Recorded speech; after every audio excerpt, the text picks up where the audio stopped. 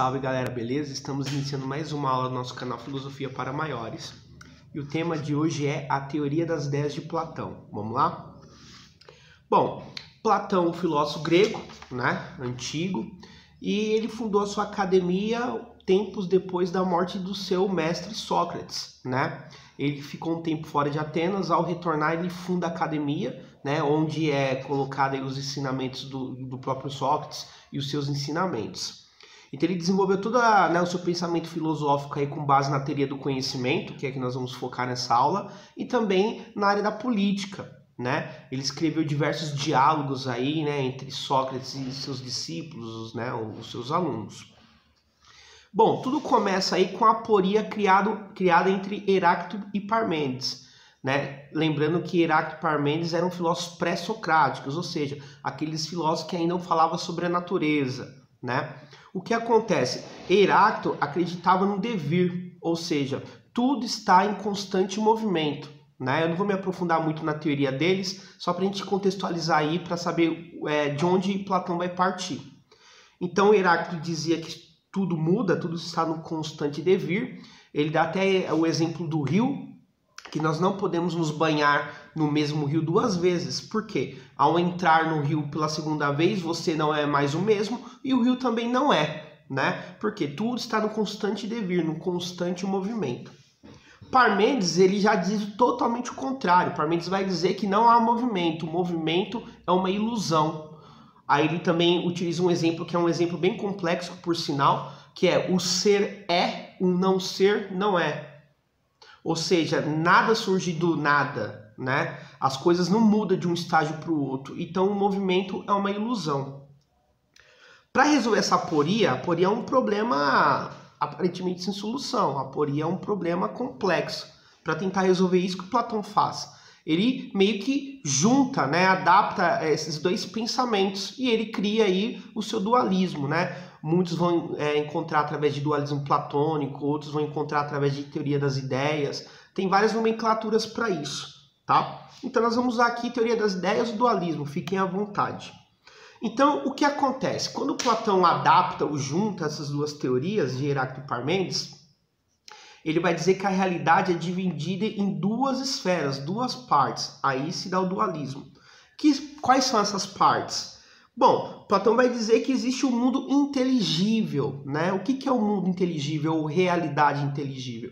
É o que Platão chama de mundo das ideias. É o nosso pensamento. Então existe uma realidade aqui da qual Platão denomina razão. Esse mundo inteligível, segundo Platão, ele é perfeito. Por que é perfeito? Porque as ideias são imutáveis, as ideias não mudam, as ideias permanecem tais como elas são, tá? Vocês vão entender onde eu quero chegar aqui na questão das ideias não mudam. E também as ideias do mundo inteligível, elas são universais. Então essas características mostram que o mundo inteligível é um mundo perfeito. Por exemplo, por que as ideias não mudam? Porque para Platão, a mudança é ruim, porque tudo que muda, muda rumo à destruição, ou seja, muda rumo ao fim. Então as ideias nunca acabam, porque sempre haverá um mundo inteligível que irá as produzir.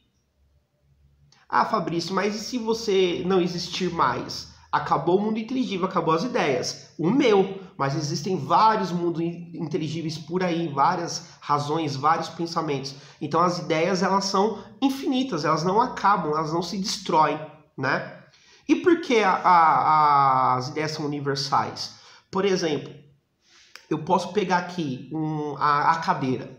Eu tenho uma cadeira de balanço, eu tenho uma cadeira de escritório, uma cadeira de praia, etc, né? Coloquei aqui 3 exemplos de cadeira. O que essas cadeiras têm em comum? A ideia de cadeira. Então a ideia é universal, por quê? Porque todos têm a capacidade de pensar, né? Eu posso pensar no tipo de cadeira, você que está me assistindo em outro tipo de cadeira. Mas o que essas cadeiras têm em comum? A ideia. Então as ideias são universais.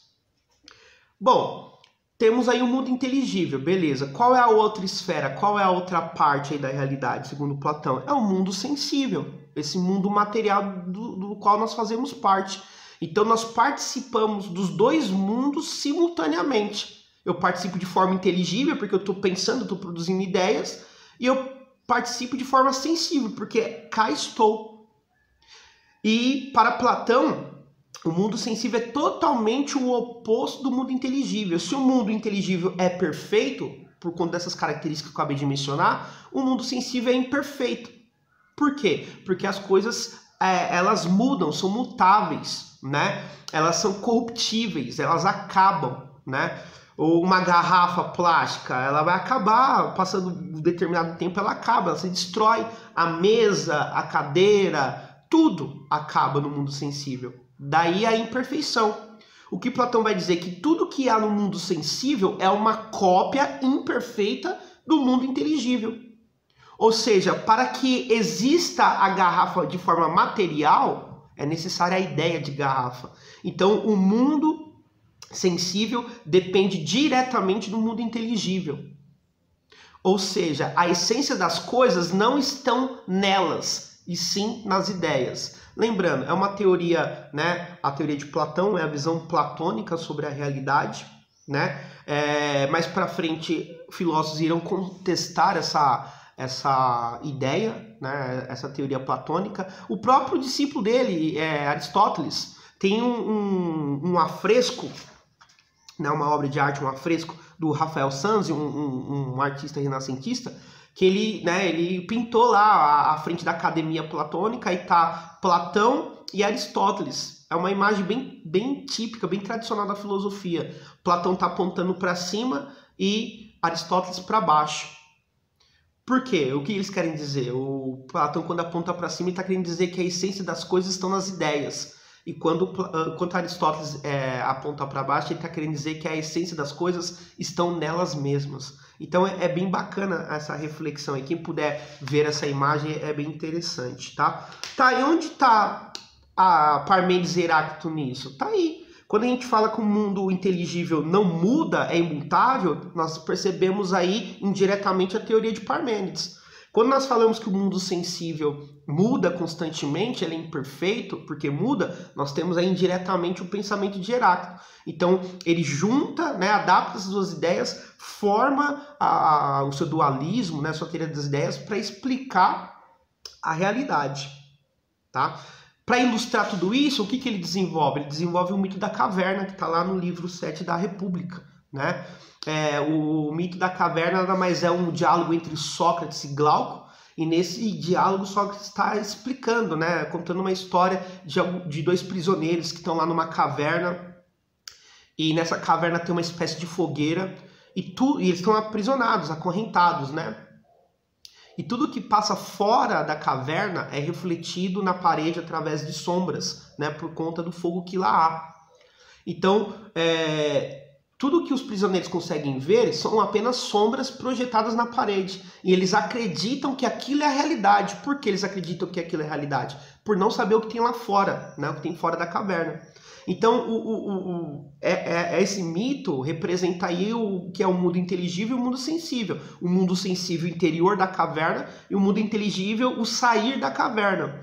Então, para Platão, o que é o sair da caverna? É justamente essa questão do conhecimento, buscar o conhecimento, né? Buscar o senso crítico. Então é o sair da caverna. A gente pode utilizar esse mito de diversas formas, diversos contextos, né? Acabar com a ignorância, a questão da alienação, né? Mas esse mito foi criado por Platão aí, foi escrito por Platão aí justamente para explicar a questão do dualismo, beleza?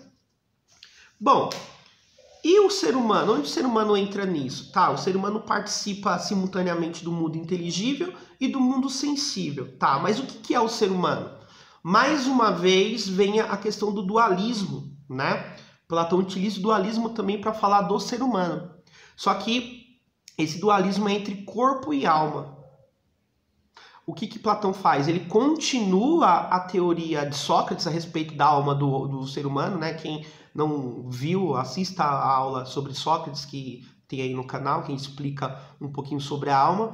Platão continua essa teoria da alma. Só que em vez de duas partes, que nem Sócrates mencionou, Platão vai dizer que a alma possui 3 partes. tá? Então, a alma, ela é a essência do ser humano. A alma movimenta o corpo. Sem a alma, o corpo é uma mera casca, sem vida. Quais são essas partes da alma? Aí você vai se identificar, pensa bem. Nós temos a parte racional da alma. A parte racional da alma é o mundo das ideias, é o meu mundo inteligível. Platão diz que se você pensa, se você adquire conhecimento, né, você não é o seu cérebro em si, não é o seu corpo, é a sua alma que está adquirindo todos esses conhecimentos. Então, a parte racional é o que direciona o ser. Falando de política, né, quando Platão utiliza o exemplo político, a parte racional é quem? É o filósofo. Porque o filósofo é aquele que busca o conhecimento, tá? A outra parte é a parte irascível, né? Uma palavrinha complicadinha, né? Irascível. É a parte que diz respeito à vontade, à força, à coragem, né? No livro de Platão, ele fala que essa parte diz respeito ao guerreiro, aquele que guarda a polis, que guarda a cidade. Então nós temos essas partes no nosso ser, na nossa alma, né?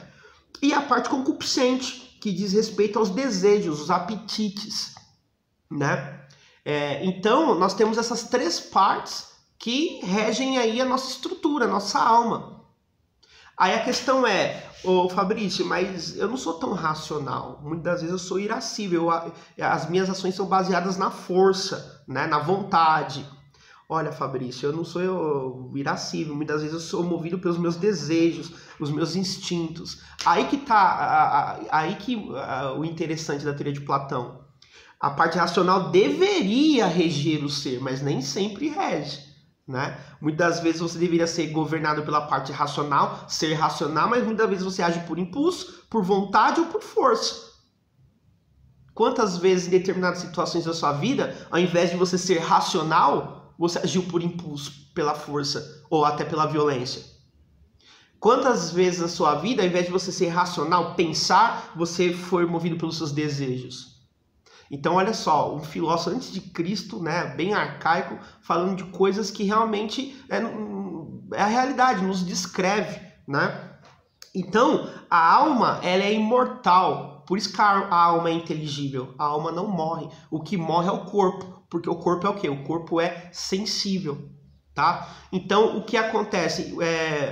Também tem mitos, o Platão desenvolveu mitos para explicar esse movimento da alma. Nós temos o mito da reminiscência. Quando a alma, quando o corpo morre, na verdade, que a alma volta para o mundo inteligível, ela entra em contato com todas as ideias, né? Todas as ideias. Ela entra em contato com todo tipo de conhecimento.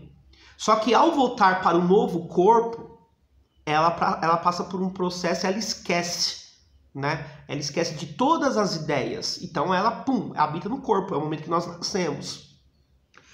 Uma questão interessante é, quando Platão fala em conhecer, na verdade a palavra não é nem conhecimento, a palavra é lembrança. Quando você está aprendendo algo, você não está aprendendo, você está se lembrando. Por que se lembrando? Porque a sua alma já conhecia quando ela estava no mundo inteligível. Ela apenas está relembrando por ter esquecido. É meio complexo, mas vale a pena ler esse mito da reminiscência.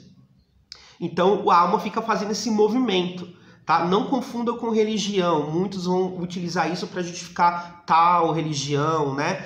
Não, Platão está falando do movimento da alma. O corpo ele vai morrer porque o corpo é material, ele é sensível. Olha lá a explicação que eu dei no início da aula, né? Então, uma vez o corpo morrendo, a alma volta para o mundo inteligível, entra em contato com as ideias novamente, volta para o corpo, esquece dessas ideias. Você já reparou? Aí é o momento de arrepiar.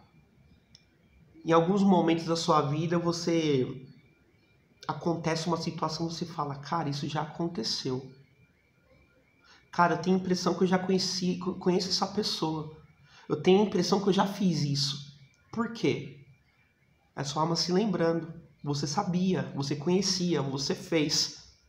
Mas você está se lembrando. Você está repetindo isso, porque você já havia feito. Tá? Bom, pessoal, uma explicação bem rápida aí a respeito da teoria das ideias de Platão. Vale a pena ler. Se vocês quiserem aí, leia, baixem da internet aí o livro A República. É uma leitura bem bacana, um livro repleto de diálogos aí, tá? Em breve nós voltaremos aí com mais uma aula no nosso canal. Quero agradecer a todos aí que estão curtindo, assistindo, compartilhando. E é nóis. Até!